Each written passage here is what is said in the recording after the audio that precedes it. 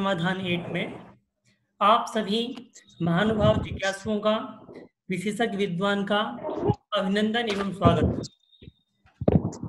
आज का विषय है भारतीय इतिहास में प्राकृत साहित्य की महत्वपूर्ण भूमिका क्या है। इसके लिए इस प्राकृत जिज्ञासा समाधान 8 में हमारे विशेषज्ञ विद्वान प्रोफेसर BL सेठी साहब, जो कि इतिहास विषय के समग्र विद्वान हैं और वर्तमान में त्रिलोक उच्च स्तरीय अध्ययन एवं अनुसंधान संस्थान शाकाहार गैलरी ओम टावर जयपुर राजस्थान के निदेशक हैं। इस कार्यक्रम को नियमित रूप से संचालित करने के लिए हमारी 3 सहयोगी संस्थाएं हैं। अखिल भारतवर्षीय दिगंबर जैन विद्युत परिषद, त्रिलोक उच्च स्तरीय अध्ययन एवं अनुसंधान संस्थान जयपुर राजस्थान, समन्वय वाणी फाउंडेशन जयपुर और इस कार्यक्रम के आयोजक संस्था है धर्मोदय विद्यापीठ सागर मध्य प्रदेश। यह कार्यक्रम प्रत्येक रविवार को इसी समय 8 बजे से 9 बजे तक संचालित होता है और नए विषय के साथ, नए विशेषज्ञ के साथ हम आप जुड़ करके लाभान्वित होते हैं। इसी के साथ कार्यक्रम की सफलता के लिए मंगलाचरण के रूप में हम सभी इसकी वंदना करते हैं। विसट्ट खंडोट दलानुयारम सुलोयनम चंद समान तुंडम घोरावली पुप्पयदंत सोहम तम गोमटेशम परमा परमामिणिचम।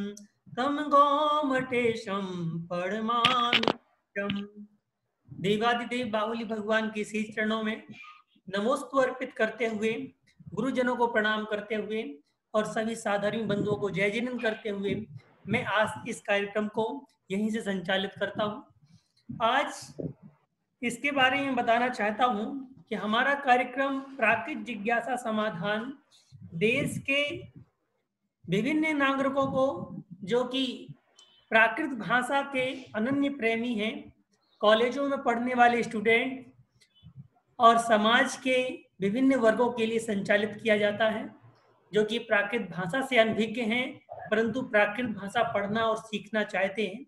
उनके सामान्य ज्ञान के लिए ये प्रोग्राम आयोजित किया जाता है कि वह घर बैठे प्राकृत भाषा के विषय में कुछ जानकारी प्राप्त कर लें और अपनी जिज्ञासा मन में बना करके आगे की पढ़ाई के लिए स्कूलों कॉलेजों में एडमिशन ले सकें और प्राकृत भाषा को नियमित रूप से पढ़ सकें। उसके लिए यह प्रारंभिक प्रयास हमारे द्वारा, हमारी संस्था के द्वारा किया जा रहा है।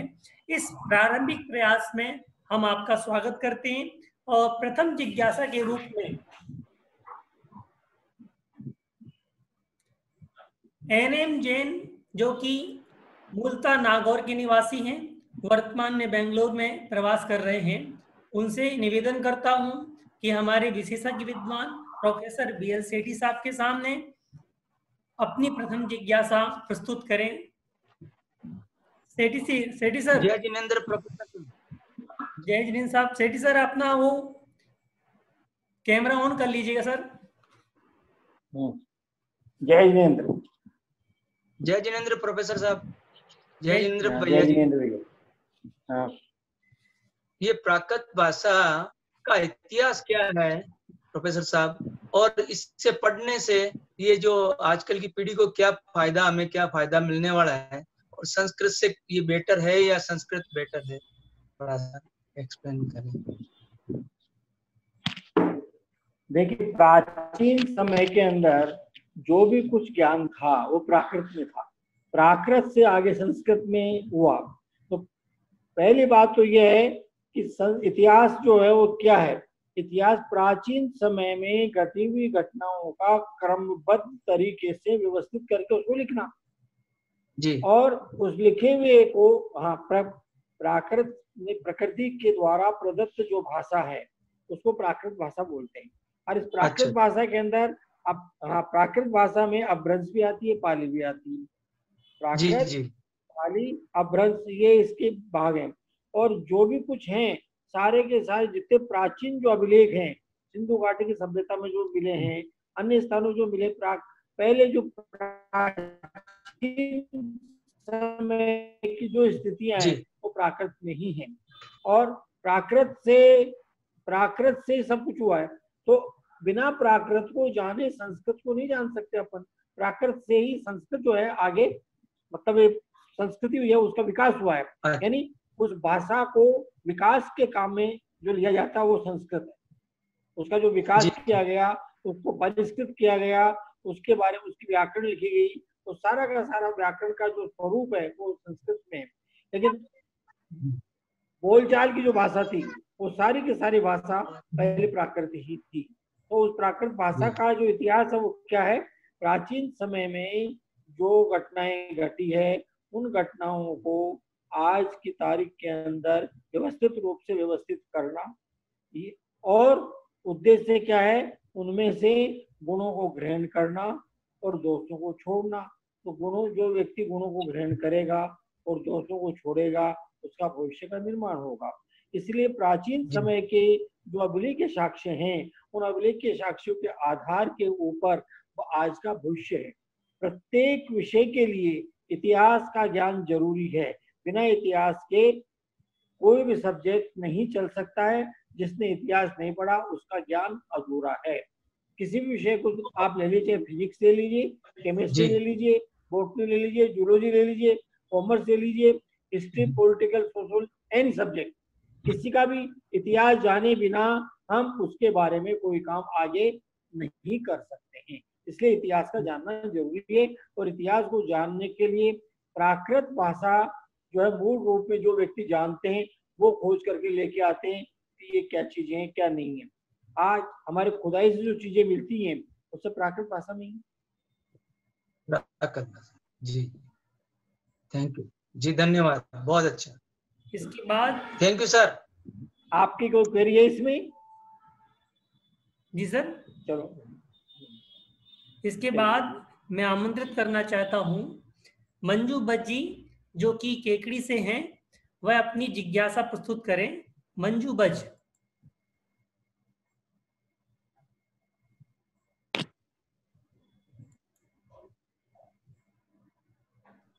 जय जिनेन्द्र। जय जिनेन्द्र साहब। मेरी आवाज आ रही है भैया? हाँ आ रही है। हाँ आ रही है। हाँ, मेरा प्रश्न ये था कि भारत देश के बाहर जैसे अन्य कंट्रीज के अंदर प्राकृत भाषा का क्या प्रभाव है? क्या वहां पे भी इसका वैल्यू है? पढ़ते हैं लोग बाग, पढ़ना चाहते हैं? इसका प्रसार प्रचार कितना किया जाए अन्य देशों में भी? अन्य देशों की बात जहाँ तक आती है, वहां पर जैसे अपना कंबोडिया है, कंबोडिया में अपने जो पंचमेरु का जो मंदिर है, पंचमेरु का जो मंदिर के अंदर अभिलेख के साक्ष्य जो हमें उपलब्ध हुए हैं, मैंने खुद ने जाकर के देखा है, तो सारे के सारे प्राकृत भाषा में, संस्कृत भाषा में लिखे हुए हैं। अधिकांश प्राकृत के बाद में संस्कृत है। तो उनको जानने के लिए तो अध्ययन जरूरी है। तो पढ़ाया जाता है कि नहीं पढ़ाया जाता, ये तो रुचि का विषय है। पढ़ने वाले की रुचि का विषय है कि वो कितना पढ़ना चाहता है। जिनको पुरातत्व में काम करना है और पुरातत्व के साक्ष्य जुटाने हैं, चाहे वो किसी भी देश का क्यों न हो, उसको प्राकृत का ज्ञान अनिवार्य है। बिना प्राकृत के ज्ञान के वो प्राचीन स्रोतों को निकाल नहीं सकता है। और प्राचीन जो पद्धतियां हैं उनको जानने के लिए प्राकृत भाषा का ज्ञान अनिवार्य है। कंबोडिया के अंदर अपना पंचमेरु का जो मंदिर 6 किलोमीटर बना हुआ है, और ब्रह्मा विष्णु महेश सरस्वती का मंदिर 3 किलोमीटर बना हुआ है। तो उस मंदिर को आज की तारीख के अंदर बौद्धों ने संभाल रखा, दोनों मंदिरों को। और वहाँ बौद्ध धर्मावलंबी है, 95% बौद्ध धर्मावलंबी है, और बौद्धों की सरकार है, और उन्होंने उस मंदिर का संरक्षण कर रखा है। और वहाँ जो स्थितियां हैं उनके अंदर ये क्या क्या चीजें लिखी हुई हैं, आपने 5 मेरु 80 धाम, जो पूजा के अंदर अपन बोलते हैं ना, पंचमेरु की पूजा में 5 मेरु 80 धाम, सब प्रतिमा को करो प्रणाम। तो 5 मेरु 80 धाम वहाँ ऐसे कैसे बने हुए हैं, आप जाके देखोगे तो आनंद आ जाएगा। और विश्व के अंदर ऐसा भी कोई मंदिर है पंचमेरु का जिसके अंदर जो है 6 किलोमीटर में जो अपन पूजा में जो लिखा हुआ सब कुछ बना हुआ है, और प्राचीन समय का मंदिर। बहुत और उसके अंदर जो अभिलेख के अच्छा। साक्ष्य हैं वो सारे प्राकृत के हैं। जी जी, इसी के साथ बहुत अच्छा। जो नए यही क्वेश्चन हमारे नितिन जी जैन आलम गांव से हैं, उन्होंने भी यही क्वेश्चन किया था कि क्या वो अभी यहाँ पर वर्तमान में हैं और वह अपना क्वेश्चन करें। नितिन जी जैन, आलम कॉलोनी।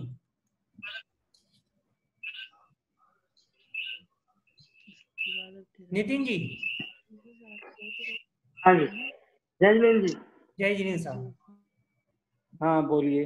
अब बोलिए हाँ सर। जी, जो प्राचीन ग्रंथों में विंध्यगिरी, पंचमेरु, नंदेश्वर द्वीप, इन सब इत्यादि का वर्णन आता है, ये वर्तमान में भी दिखाई देते हैं क्या? ऐसा वर्णन जो आता है ना, उस वर्णन के मुताबिक वो मंदिर बना हुआ है। और उस मंदिर की स्थिति ये है कि आप जाके देखेंगे तो वहाँ सूर्य उदय होते ही वहाँ लाइट जल जाती है ऑटोमेटिकली। तो लाइट कोई वहाँ पे मणि लगी हुई है या कोई लगी हुई, तो शिखर पे जाता है तो जाते वहां पे चारों तरफ उजाला हो जाता है। तो उसको देखने के लिए सैकड़ों व्यक्ति वहां पे खड़े रहते हैं और वहां सैकड़ों ज्यादा ही खड़े रहते हैं। और उस दृश्य को देखते हुए बड़ा लगता है कि ये कोई मंदिर है या कोई एक चमत्कारिक देवताओं की जगह है। तो अपने शास्त्रों में जो लिखा है ना, पंचमेरु का जो वर्णन है, उस वर्णन के अनुसार वो मंदिर बना हुआ है। और उस मंदिर को इसी तरह से बनाया हुआ है जैसे अपने शास्त्रों में वर्णन 5 मेरु 80 धाम सारे ऐसे लेकर। आप जरूर जाएं और इसको इस जिज्ञासा को रखें अपने मन में और जाकर के देखेंगे जब ये जिज्ञासा आपकी पूरी होगी। इसी के साथ में एक बात और रखना चाहता था प्रोफेसर साहब कि जो वर्तमान में पंचमेरु इत्यादि हैं, ये प्रतिकृति बनाए हुए हैं। और पंचमेरु नंदीश्वर द्वीप जो शास्त्रों में वर्णन किया गया है, यह वर्तमान में हमें दिखाई तो नहीं देते हैं, परंतु हैं जरूर। क्योंकि केवलियों की जो बात थी, केवलियों ने जो अपने उपदेशों में कहा है कि पंचमेरु और नंदीश्वर द्वीप हैं, वह हैं। जैसे कुछ वस्तुएं हमें दिखाई नहीं देती हैं, नितिन जी मेरी बात सुन रहे होंगे, कुछ वस्तुएं हमें दिखाई नहीं देती तो वो संसार में नहीं है, ऐसा हम मान नहीं सकते हैं। तो पंचमेरु और नंदीश्वर द्वीप हमें दिखाई तो नहीं दे रहे हैं, परंतु वो हैं कहीं, उनकी प्रतिकृति बना करके हम यहाँ पर पूजते हैं। तो प्रोफेसर साहब ने जो बताया कि कंबोडिया में 6 किलोमीटर में पंचमेरु और नंदीश्वर द्वीप के मंदिर बने हुए हैं, जो विश्व में सबसे बड़ा है। तो इस प्रकार की प्रतिकृति सुनो सत्येंद्र जी, सुनिए, आप पूरी बात नहीं सुनी, आप वापस सुनिए। पंचमेरु का मंदिर जो है वो कंबोडिया में है और नंदीश्वर द्वीप का मंदिर जो है इंडोनेशिया में है। अच्छा अच्छा, नंदीश्वर द्वीप का मंदिर इंडोनेशिया में है, पंचमेरु का मंदिर कंबोडिया में है, कंबोडिया के सिम रिप के अंदर है। और सिम रिप में वहां का जो ईस्ट एशिया यूनिवर्सिटी है, उस ईस्ट एशिया यूनिवर्सिटी के अंदर ज्योग्राफी में इसका वर्णन किया गया है। सर इंडोनेशिया का और बता दीजिएगा। हाँ, इंडोनेशिया के अंदर नंदीश्वर द्वीप का मंदिर है। अपने जो नंदीश्वर द्वीप है वैसा का वैसा वर्णन वहां उपलब्ध होता है, लेकिन जितना अच्छा पंचमेरु का जो मंदिर बना हुआ है कंबोडिया के अंदर, वैसा नहीं है वो। लेकिन अपने भारतवर्ष से तो कम से कम अच्छा ही है कि जो उन लोगों ने वहां जाकर के, और वहां पे वो एक तरह से भारत का ही एक हिस्सा था जो आज विदेश बन गया है। 15 कंट्री ऐसे हैं जो भारत के भाग थे, जो भारत से अलग हो गए। इससे भारत का ही भाग है, इससे कोई अलग बात नहीं है। सर मैं एक बात और आपसे पूछना चाहता था इंडोनेशिया कंबोडिया के बारे में, कि अपने को ये जानकारी कब प्राप्त हुई जैन समाज को कि वहां पर मंदिर इत्यादि की हैं? देखिए, हमने एक विद्यार्थी को पीएचडी करवाया इसके ऊपर, इंडोनेशिया और कंबोडिया के ऊपर, कंबोडिया वियतनाम आदि के ऊपर। वो शरद चंद्र जैन नांदेड़ के हैं, महाराष्ट्र के हैं, उन्होंने पीएचडी कर लिया इसके ऊपर। तो उस समय में मैं गया था उन सारे अभिलेख के साक्ष्यों को ढूंढने के लिए, और महासभा वालों ने जो है इस काम को अपने हाथ में लिया था कि इसमें क्या क्या है क्या क्या नहीं है। विदेशों के अंदर जैन धर्म का प्रचार और प्रसार कहाँ कहाँ पर है और किस ढंग से है, तो उसको लोगों के सामने लाया जाए, ये काम महासभा वालों ने किया। तो अपने यहाँ जेडी जैन साहब हुए हैं, हमारे पिलानी में थे, पिलानी के अंदर प्रोफेसर थे वो, और उन्होंने जो है सबसे पहली किताब लिखी विदेशों में जैन धर्म, उनका है जिनेश्वर दास जी जैन, अब नहीं है दुनिया में वो, उनकी लिखी हुई बुक है, उन्होंने इस चीज को प्रकाशित किया था। और इसके पहले भी गोकुल प्रसाद जी जैन ने भी किया था, लेकिन जेडी जैन ने विद प्रूफ प्रमाण के साथ में पेश किया है, और वो किताबें आज की तारीख में उपलब्ध हैं और कोई ले सकते हैं। चलिए, इसी के साथ धन्यवाद इस क्वेश्चन का विस्तार से आंसर देने के लिए। मैं इसी के साथ आमंत्रित करता हूं अनुश्री बज बेंगलोर से, वह अपना जिज्ञासा प्रस्तुत करें। अनुश्री बज। जय जिन जी, जय जिन प्रोफेसर साहब। मेरी शंका है कि सिंधु घाटी सभ्यता में हम देखते हैं कि बहुत सारे जैन अवशेष प्राप्त होते ही रहते हैं, तो उनमें प्राकृत भाषा के अभिलेख भी मिलते हैं क्या, या मूर्ति लेख या कोई मुद्रा लेख भी मिलते हैं क्या जो कि जैनिज्म से रिलेटेड हो? देखिए, सिंधु घाटी की सभ्यता के अंतर्गत जो लेख मिलते हैं उनको प्राकृत की भाषा के आप कह सकते हो, लेकिन उस भाषा को आज दिन तक पढ़ा नहीं गया है, उसको किसी ने भी नहीं पढ़ा है, वो कौन सी भाषा है कौन सी नहीं है, अभी तक उसके बारे में विवाद चल रहा है। केवल वहां पर जो मूर्तियां मिली है, जैसे अपन बैल की मूर्ति है, तो बैल की मूर्ति वो ऋषभ देव की मूर्ति के नाम से, भाई बैल चिन्ह ऋषभ देव का है, इसलिए ऋषभ देव के चिन्ह है। तो वहां पर कोई अभिलेख के साक्ष्य जो मिले हुए हैं, उन अभिलेख के साक्ष्यों के आधार पर ये नहीं कह सकते प्राकृत के हैं, अपभ्रंश के हैं या पाली के हैं, किसके हैं और किसके नहीं है, और आज तक वो कोई भी व्यक्ति पढ़ नहीं सका है।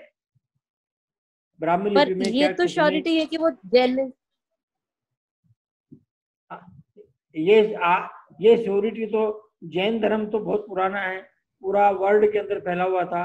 अभी हम साउथ अमेरिका गए थे तो वहां पर भी हमको जो है समोसन की रचनाएं मिली वहां पर जगह जगह के ऊपर।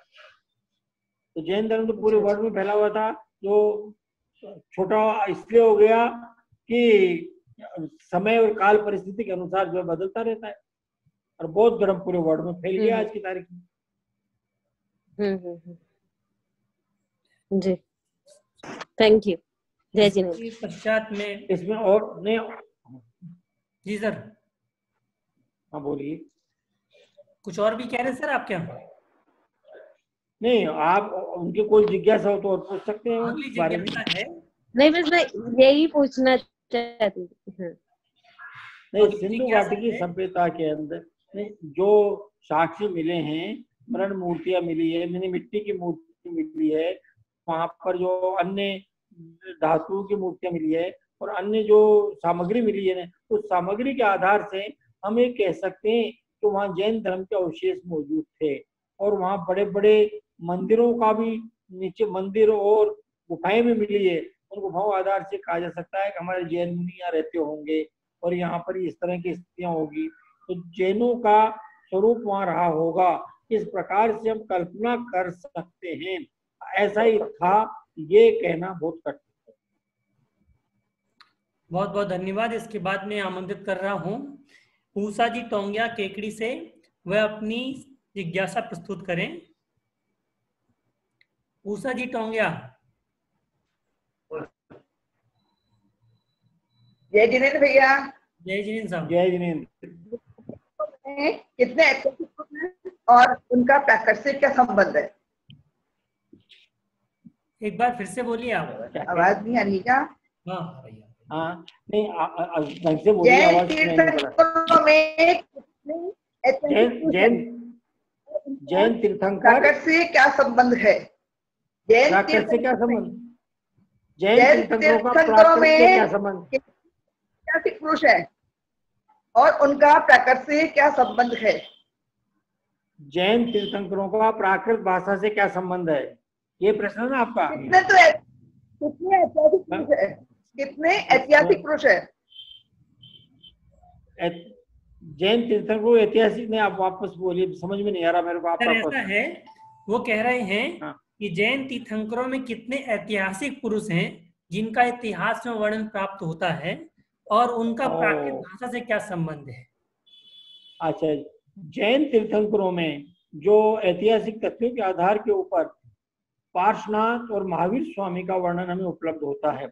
और राष्ट्रनाथ के पहले के जो तीर्थंकर हैं, कुछ विद्वान नेमिनाथ को भी मानते हैं और श्री कृष्ण के चचेरे भाई थे। तो श्री कृष्ण और नेमिनाथ का जो वर्णन है, इसको कुछ इतिहासकार मानते, लेकिन सब नहीं मानते, क्योंकि इसको भी पूर्व ऐतिहासिक काल में लेते हैं। यानी पूर्व ऐतिहासिक काल का मतलब है जिसके हमें प्रमाण उपलब्ध नहीं होते हैं। उन प्रमाण उपलब्ध नहीं होने के कारण उनको पूर्व ऐतिहासिक काल में ले लिया जाता है। तो वो सारे के सारे तीर्थंकर पूर्व ऐतिहासिक काल में, ये पार्श्वनाथ और महावीर, ये दो तीर्थंकर जो हैं वो ऐतिहासिक काल में। और इन दोनों तीर्थंकरों की जो भी कुछ वर्णन मिलते हैं, जो इनकी देशना मिलती है, वो सब प्राकृत भाषा में ही है। और प्राकृत भाषा के बाद में सारा का सारा काम, सबसे पहला अपना संस्कृत का जो ग्रंथ है तत्वार सूत्र हुआ है। तत्वार सूत्र के पहले कोई संस्कृत का ग्रंथ नहीं है, इसके पहले सारे ग्रंथ प्राकृत भाषा में ही है। तीर्थंकरों के जो वाणी थी वो अर्धवाग्दी में थी, तो प्राकृत थी। इसलिए प्राकृत का मतलब है जन साधारण की बोले जाने वाली भाषा। तो उस भाषा को उस जमाने के अंदर सबसे ज्यादा महत्व दिया जाता था। और आज भी उस भाषा को सीखने के पश्चात ही अपन जैन धर्म के ग्रंथों का ज्ञान ढंग से कर सकते हैं और उनको समझ सकते हैं। बहुत बहुत धन्यवाद। इसके पश्चात मैं इतना कहना चाहता हूं कि एक, जैसे इतिहासकारों ने वो कहा है, आदिनाथ भगवान के भी साक्ष्य इतिहास में मिलते हैं। तो सर ऐसा कुछ इतिहास भी मिला हुआ है क्या? ऐसा है, आदिनाथ भगवान के बारे में कैलाश पर्वत के ऊपर जो हमें साक्ष्य मिलते हैं, वो शंकर के भी मिलते हैं, शिव जी के भी मिलते हैं। आदि तीर्थंकर के बारे में कहा जाता है तो शिव जी का स्थान है। और अब हजारों साल पुरानी बातें हैं, तो उन हजारों साल पुरानी बातों को अपन कह सकते हैं, लेकिन इतिहास के मामले में जो है, जिसको प्रमाणिक इतिहास माना जाता है, वो तो पार्श्वनाथ से माना जाता है। पार्श्वनाथ के पहले का इतिहास कहीं भी नहीं माना जाता। वैदिक इतिहास इसको पूर्व ऐतिहासिक काल मानते, इतिहास का काल नहीं मानते। इतिहास में अपन 24 तीर्थंकर हुए हैं। प्रथम तीर्थंकर ऋषभदेव हुए हैं। ऋषभदेव ने 80 कृषि वाणिज्य विद्या का उपदेश दिया। तो वो उपदेश हमारे शास्त्रों में लिखा हुआ है। तो शास्त्रों में लिखा हुआ उसको जिन्होंने लिखा है उस शताब्दी का वर्णन हम कहते हैं उसको। लेकिन उन्होंने पहले के पूर्व के अंदर जो थे, इतने योजन, इतने लंबे, इतने चौड़ी उनकी आयु होती थी, इतना लंबा चौड़ा उनका शरीर होता था और इतनी लंबी आयु के होते थे। इन सब के जो वर्णन है हमें प्रमाणिक रूप में उपलब्ध नहीं होते, इसलिए इतिहास से उनको जोड़ना सही नहीं माना गया। लेकिन इसको पूर्व ऐतिहासिक काल के रूप में जाना जाता है, जो भी एक इतिहास का एक भाग कहलाता है। इसी के साथ प्रोफेसर साहब ने बहुत अच्छी जानकारी हमें प्राप्त कराई कि इतिहास कितने भागों में विभक्त है। उसी के साथ मैं आमंत्रित करना चाहता हूं समीक्षा जैन, जो बबीता जी लोहाड़िया, वह अपनी जिज्ञासा प्रस्तुत करें। जय सर। सर मेरी जिज्ञासा कि जिस प्रकार देवों के आवाहन में संस्कृत मंत्रों का प्रयोग मिलता है, उसी प्रकार से देवों के आवाहन में प्राकृत भाषा का या प्राकृत मंत्रों का उपयोग मिलता है? समाधान करें। देखिए, वेद 4 हैं, ऋग्वेद, यजुर्वेद, सामवेद, अथर्ववेद, ये वेदों की भाषा में बताया गया। तो ऋग्वेद में देवताओं को बुलाने की विधियों का वर्णन है ऋग्वेद के अंदर, और यजुर्वेद में देवताओं को बुला लिया, बुलाने के बाद में उनको खाना खिलाने का वर्णन है, यानी उनका आहुति देना, उनको आहुति दे करके एक भोजन कराना। और सामवेद के अंदर संगीत, साहित्य, कला, विज्ञान में देवताओं को बुलाया, उनको खाना खिलाया, और उनको खाना खिलाने के बाद में उनका मनोरंजन किया। और उसके मनोरंजन में सारा का सारा साहित्य, संगीत, कला, विज्ञान, सारी विद्याएं आ जाती हैं। और फिर उनमें से कोई बीमार हो गया और या उनके किसी भी तरह की कोई व्याधि हो गई तो उन व्याधियों को दूर करने के लिए मंत्र तंत्रों का प्रयोग, औषधियों का प्रयोग, जितने भी वो सारे काम अथर्ववेद के अंदर मौजूद हैं। अथर्ववेद इस प्रकार से ही अपने जो है वेदों के अंदर जो चीजें मिलती हैं वो सारी की सारी चीजें जो है आज वेदों में कहा जाता है कि प्राकृत भाषा जो है पहले प्राकृत भाषा में बोला जाता था और सब चीज प्राकृत भाषा में होती थी। तो लेकिन इसको कहा जाए कि जैन कहा जाता है कि जैन के रूप में जैन धर्म को जन धर्म था और प्रकृति के द्वारा प्रदत्त धर्म था। इस और प्रकृति के द्वारा प्रदत्त धर्म ही कहलाता है और प्रकृति का धर्म जैन धर्म है। तो कि जैन धर्म को किसने बनाया? महावीर ने बनाया, ऋषभदेव ने बनाया। किसने बनाया? इसका नाम जैन। जैसे हिंदू धर्म में विष्णु ने वैष्णव धर्म बनाया, बुद्ध ने बौद्ध धर्म बनाया, ईसा मसीह ने ईसा धर्म बनाया, मतलब क्रिश्चियन धर्म बनाया, क्रिश्चियन का, और मुस्लिम ने मुस्लिम धर्म बनाया। हर धर्म के शिव जी ने शिव धर्म बनाया। जैन धर्म किसने बनाया? महावीर धर्म नाम है इसका, ऋषभदेव धर्म नाम है, किसी ने नहीं बनाया। जैसे पानी किसने बनाया, हवा किसने बनाई? ये प्रकृति द्वारा प्रदत्त है। ये धर्म प्रकृति का धर्म है। इसलिए इस धर्म के मामले में ये नहीं कहा जा सकता कि ये धर्म किसको बनाता है, किसको नहीं बनाता। ये इस धर्म को बनाने वाला कोई प्रकृति है और ये धर्म सबका है, केवल जैनियों का नहीं है। जैनियों आज मुनि महाराज तरुण सागर जी महाराज ने साफ कहा था कि जैन धर्म केवल जैनियों का नहीं है। मैं महावीर को चौराहे पर लाऊंगा और सबको बताऊंगा महावीर कौन थे और क्या थे और क्या नहीं थे। उनकी बात जो है आज पूरा वर्ल्ड जानता है। मैं मलेशिया के अंदर गया था, मलेशिया के अंदर मुसलमानों के घर में भी जो है तरुण सागर जी की सीढ़ी सुनी जाती है और उनको नमन किया जाता है। असली साधु तो ये हैं। वास्तविकता के अंदर मैं बड़ाई नहीं कर रहा, जो सत्यता वो बता रहा हूँ। इसलिए प्राकृत भाषा के ज्ञान से ही सब कुछ है। बिना प्राकृत के आप जो है कुछ भी नहीं कर सकते। मूल तो प्राकृत ही है। अब जैसे आपको बताया प्रथमानुयोग, कर्णानुयोग, चरणानुयोग, द्रव्यानुयोग, 4 अनुयोग हैं अपने। चारों अनुयोगों की जो भाषा है वो क्या है? प्राकृत है। इसलिए प्राकृत भाषा सर्वोपरि है और प्राकृत भाषा से बढ़कर के कोई दूसरी भाषा नहीं है। क्यों? कि प्राकृत का मतलब है प्रकृति द्वारा प्रदत्त भाषा, जो जैनियों के लिए प्रमुख है। बहुत बहुत धन्यवाद सर। इसी के साथ एक ऑफलाइन क्वेश्चन भी है सर, जिन्होंने व्हाट्सएप पे हमें भेजा था। आदेश जैन दिल्ली, उन्होंने पूछा है कि सम्राट अशोक के समय में प्राकृत भाषा राष्ट्रभाषा थी, तो क्या इससे पहले भी यह प्राकृत भाषा राष्ट्रभाषा के रूप में नहीं थी, या इससे पहले भी प्राकृत भाषा ही बोली जाती थी, कोई और अन्य भाषा नहीं बोली जाती थी?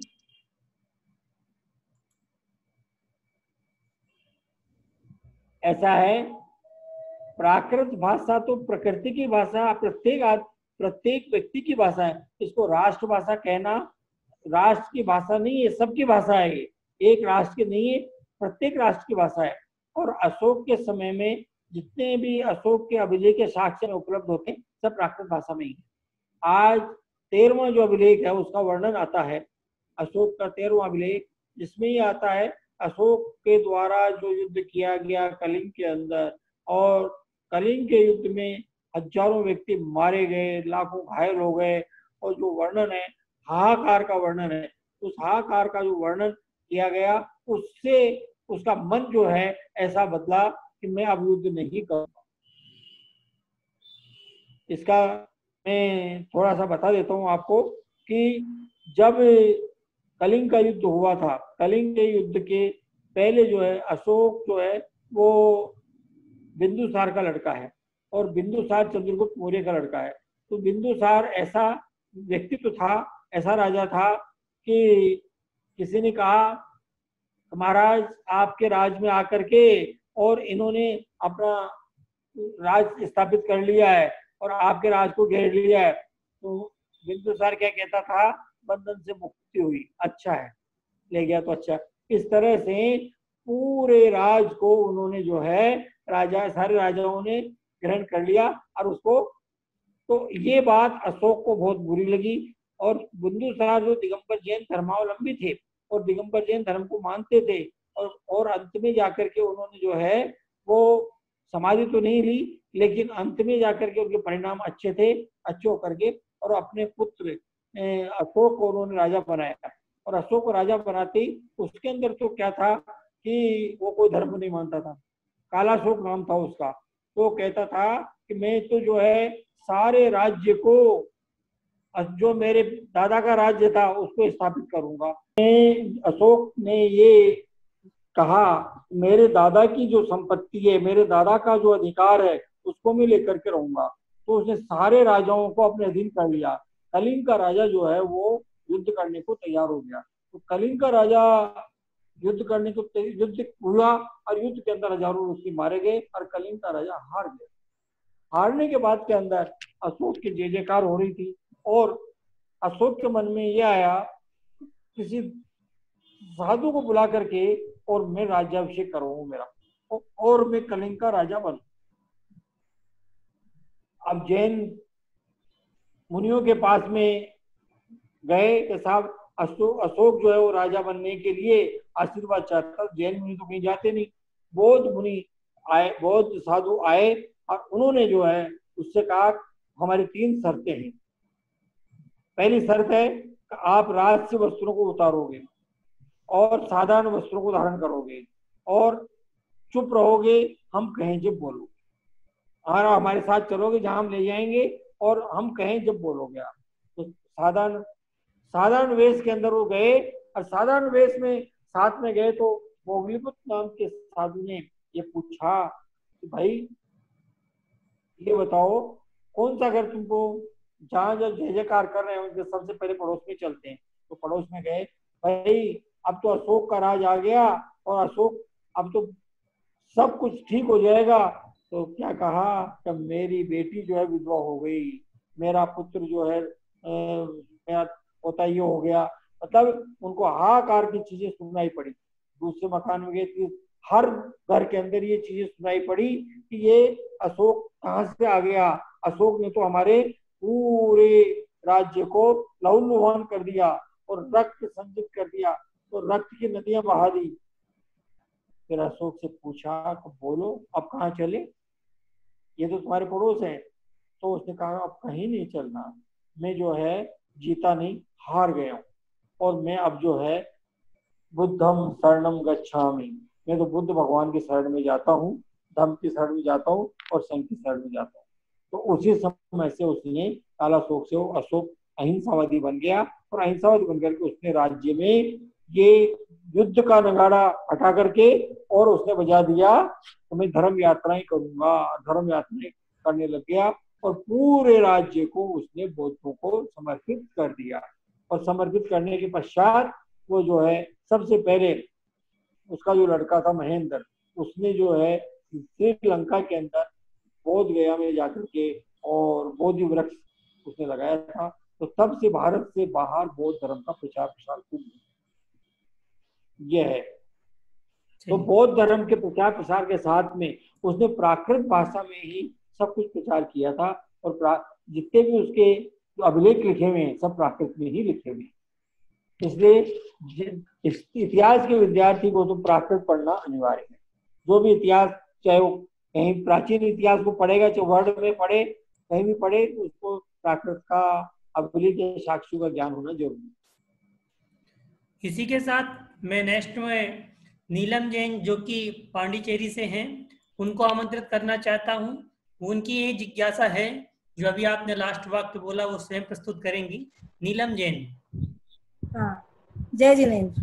जय जिनेन्द्र। मेरा प्रश्न ये है कि विश्वविद्यालय के इतिहास विभाग में क्या प्राकृत भाषा का अध्ययन किया जा सकता है? प्राकृत भाषा का तो अध्ययन प्राकृत विभाग बना हुआ है प्राकृत विश्वविद्यालय में। हर विश्वविद्यालय के तो जैन स्टडी सेंटर है और जैसे लंदन में भी बौद्ध जैन स्टडी सेंटर के नाम से है। हर यूनिवर्सिटी के अंदर जहाँ इतिहास विभाग है वहाँ बौद्ध जैन का जैसा राजस्थान विश्वविद्यालय जयपुर में भी जैन स्टडी सेंटर भी है, बौद्ध स्टडी सेंटर भी है। जहाँ जैन स्टडी सेंटर होगा वहाँ तो प्राकृत का अध्ययन कराया ही जाएगा, इसमें कोई संदेह वाली बात ही नहीं है। और जो इतिहास पढ़ेगा जी आप बोलिए। ये इनका कहना ये है सर हाँ। कि इतिहास विभाग में प्राकृत लैंग्वेज का कोई अलग से चैप्टर होता है क्या, कि जिसके कारण से मैंने इतिहास में प्राकृत भाषा पढ़ाई जा सके? हाँ ऐसा है, इतिहास नहीं, इतिहास विभाग के अंदर जो है वो अलग से चैप्टर इसका नहीं होता। इतिहास विभाग में अभिलेख के साक्ष्य होते हैं, अभिलेख के साक्ष्य, वहाँ तो किसी लैंग्वेज का कोई चैप्टर नहीं होता, केवल एक M3 क्लास में जाकर के लैंग्वेज का पेपर होता है, उसमें प्राकृत लैंग्वेज भी होती है, तो प्राकृत का अध्ययन करवाया जाता है। प्राकृत संस्कृत में से कोई एक लैंग्वेज आपको चुननी पड़ती है, तो उसमें से आप एक प्राकृत में चुन सकते हैं, संस्कृत में चुन सकते हैं। तो अलग से कोई मतलब कंपल्सरी रूप से प्राकृत का अध्ययन नहीं कराया जाता, ऑप्शन के रूप में जरूर कराया जाता है। इसी के साथ बहुत बहुत धन्यवाद। इसी के साथ हमारे साथ पधारे हुए हैं हमारी अखिल भारतवर्षीय दिगंबर जैन विद्युत परिषद के महामंत्री डॉक्टर सुरेंद्र कुमार जी भारती। उनसे मैं निवेदन करना चाहता हूं, क्योंकि हमारा टाइम हो चुका है और प्रोफेसर साहब हमारे बीच में पधारे और उन्होंने कई जिज्ञासाओं का समाधान किया। अब मैं डॉक्टर सुरेंद्र कुमार भारती जी से निवेदन करता हूं कि वह आभार व्यक्त करके इस कार्यक्रम की समाप्ति का संकेत दें। डॉक्टर सुरेंद्र कुमार जी भारती जी। नमो जृणाणम।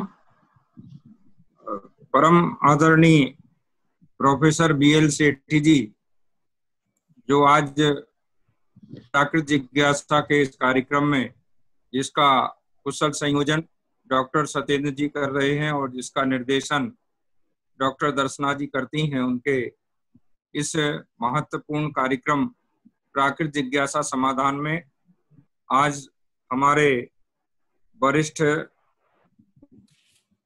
प्रोफेसर BL सेठी जी, जो अखिल भारतवर्षीय दिगंबर जैन विद्युत परिषद के सदस्य हैं, वरिष्ठ सदस्य हैं, उन्होंने आज भारतीय इतिहास में प्राकृत साहित्य की भूमिका इस विषय पर विद्वानों की जिज्ञासाओं का समाधान किया। मैं उनके प्रति हार्दिक कृतज्ञता व्यक्त करता हूं। और सेठी जी बहुत कर्मठ व्यक्ति हैं, निरंतर कुछ नया करने का उनका विचार बना रहता है। मैं इस प्राकृत जिज्ञासा के मंच से उनसे ये निवेदन करना चाहता हूं कि वे भारतीय इतिहास में प्राकृत साहित्य ने एक दूसरे को कैसे प्रभावित किया, इस पर यदि कुछ लिखित रूप में सामग्री प्रस्तुत करें और उनका जो अध्ययन है उसे लिखित रूप में समाज के सामने रखें, तो निश्चित रूप से उनकी जो कृति आएगी वो भावी पीढ़ियों के लिए मार्गदर्शन का कार्य करेगी। डॉक्टर साहब का आज जैन समाज में इतिहास के कम ही विद्वान बचे हुए हैं, इसलिए डॉक्टर साहब को एक दायित्व और निभाना चाहिए कि वे लोगों को प्रेरित कर कि लोग जैन इतिहास पढ़ें। हमारे अग्रज डॉक्टर रमेश चंद जी ने जैन इतिहास के विशिष्ट नायक एक पुस्तक लिखी थी, बस वो पढ़ना चाहिए। डॉक्टर ज्योति प्रसाद जी का जो साहित्य है जैन इतिहास को लेकर के, वह भी महत्वपूर्ण है, लेकिन आज उन्होंने प्राकृत साहित्य की भूमिका जोड़ करके डॉक्टर सत्येंद्र जी ने, डॉक्टर दर्शना जी ने और BL सेठी जी ने, इन्होंने मिलकर के जो प्रयास किया है बहुत सार्थक प्रयास रहा है। और जिन सभी जिज्ञासुओं ने अपनी जिज्ञासाएं रखी हैं वे भी बधाई के पात्र हैं और मैं उनका सम्मान करता हूं। वे निरंतर इस कार्यक्रम से सभी लोग जुड़ रहे हैं, ये अच्छी बात है। मैं एक बार पुनः सभी के प्रति हार्दिक कृतज्ञता, विशेष रूप से डॉक्टर सत्येंद्र जी, डॉक्टर दर्शना जी और आज के हमारे विशेषज्ञ विद्वान डॉक्टर BL सेठी जी के प्रति हार्दिक कृतज्ञता व्यक्त करता हूं। सभी के प्रति आभार। सभी को जय जय। मैं एक बात उसमें कहना चाहता हूं, जहां हमारे भारती जी ने कहा कि इतिहास के कुछ ही विद्वान जैनों में बचे हुए हैं, और वह विद्वान यदि प्राकृत के इतिहास को और भारतीय इतिहास का सामंजस्य बैठा के, जो विदेशों में भी जैन साहित्य और जैन इतिहास प्राप्त होता है, क्योंकि प्राचीन काल में कहा जाता था कि जो भी व्यापारी लोग यहाँ से जाते थे व्यापार करने के लिए, वह दूसरे देशों में जाकर भी बस गए या व्यापार किया, व्यापार करने के बाद कुछ संस्कृति वहां छोड़ आए और वापस अपने देश आ गए। वह संस्कृति, इतिहास, भाषा इत्यादि का अध्ययन इतिहासकारों को करना चाहिए और जैन समाज को ये ज्ञात कराना चाहिए और विश्व को ज्ञात कराना चाहिए कि जैन संस्कृति का इतिहास और भाषा का इतिहास कितना प्राचीन है। इसी के साथ नेक्स्ट प्रोग्राम में हम पुनः सब मिलेंगे और हमारे साथ बालाजी गणोत्कर, रजनीश शुक्ल, विशिष्ट लोग कुछ और जुड़े हुए हैं जो इस कार्यक्रम को सफल बनाने में अपनी अग्रणी भूमिका निभाते हैं और प्राकृत के ही कुछ विशेष विद्वानों की सूची में आते हैं। तो वह सभी विद्वान इस कार्यक्रम को सफल बना रहे हैं, इसके लिए हम बधाई देते हैं।